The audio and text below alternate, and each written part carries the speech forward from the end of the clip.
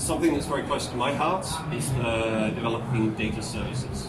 So over time, we've developed numerous different data services that are based on the data coming out of the town thermostat to offer additional value to our end customers.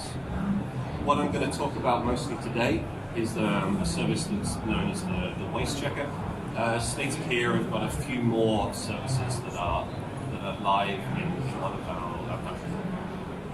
So, the tone thermostat, what data do we actually get? We've got the thermostat at the center, which obviously goes without saying measures the temperature within the living room. It's also a touch screen, so we're able to keep track of some of the click data of how people are using the product. We use this to allow us to improve the interactions and the experience. On the left-hand side, we have our interface with the meter data. So we typically have what we call a meter adapter. There's a powered point that sits within your meter cabinet, and that can connect to the gas meter and the electricity meter. We have optical sensors that are able to keep track of the flow of electricity and gas over time.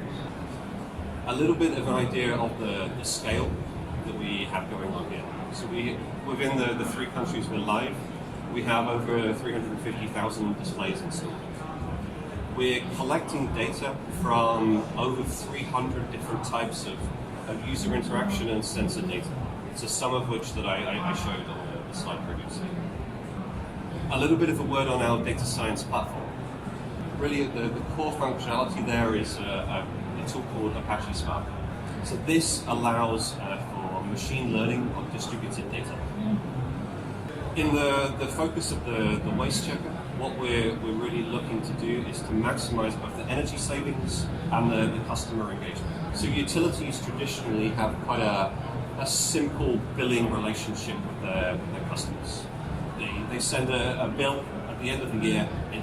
Typically the customer will look at it and go, oh, I don't like that, and jump straight on some kind of price comparison site to find out where they're going to move to next year. What we've been able to do with Tone is to offer the next level of engagement for our customers. So we give them some kind of historical energy insight, so they can look back in time, they can see how they've been behaving within the home.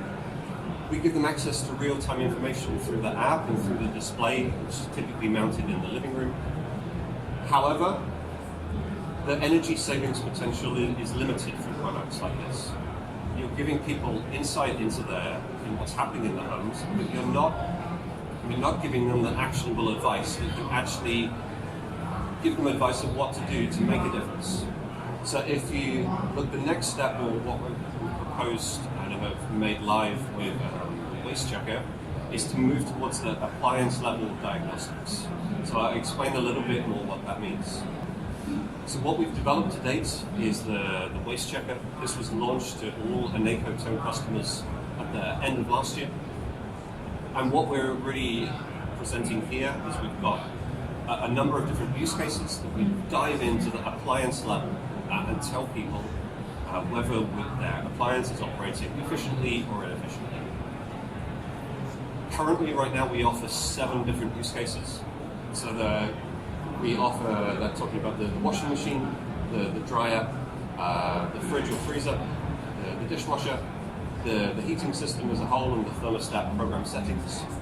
Also the standby consumption, the always-on appliances, and also information about whether or not you have an efficient shower head. The key technology behind this, particularly the electricity use cases, so think of the white goods, is what's called load disaggregation algorithms. This basically takes the electricity data, and you want to try to extract out the individual appliance signals from that data. How does this work? So we have patent pending algorithms. This is typically based on traditional machine learning or deep learning approaches, where we take the 10-second data that comes from, say, a smart meter in the Netherlands, and we want to detect appliances.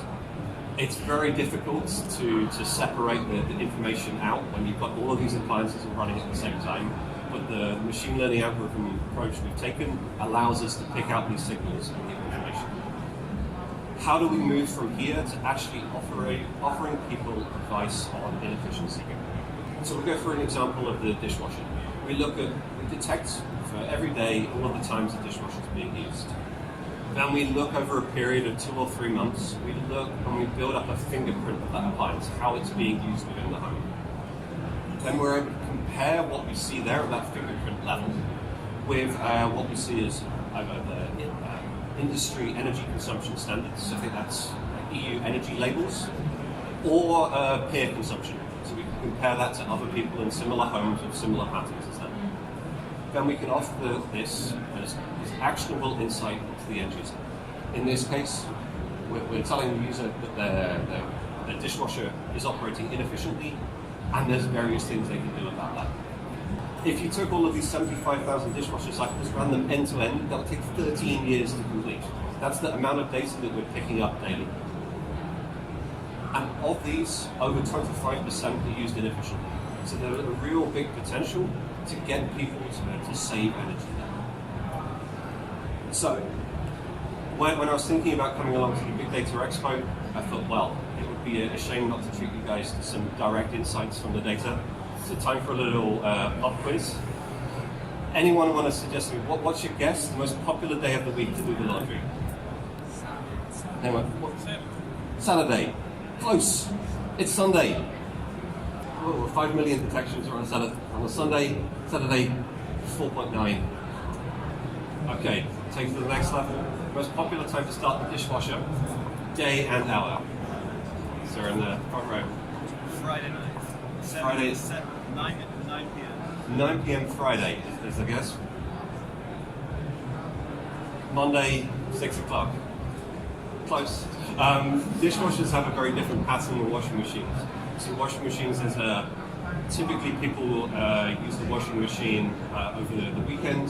Dishwashers, we fall into a group of people, I like to call it the quick cleaners up. The people that immediately load the dishwasher after dinner, put it on 6 o'clock or 7 o'clock, the dishwasher's already on. And we've got the other people, a little bit more like me, that wait till the evening. They wait until the end of the day and then load up the dishwasher and put it on then. This is the kind of level of insight we can get from the data, and what we're really doing at Quby is taking these insights and trying to give that back to end users to give them actionable advice on how they can save energy. Stephen, can we say that Quby is on a rise to make the entire of Europe a bit greener? I think we can, yes.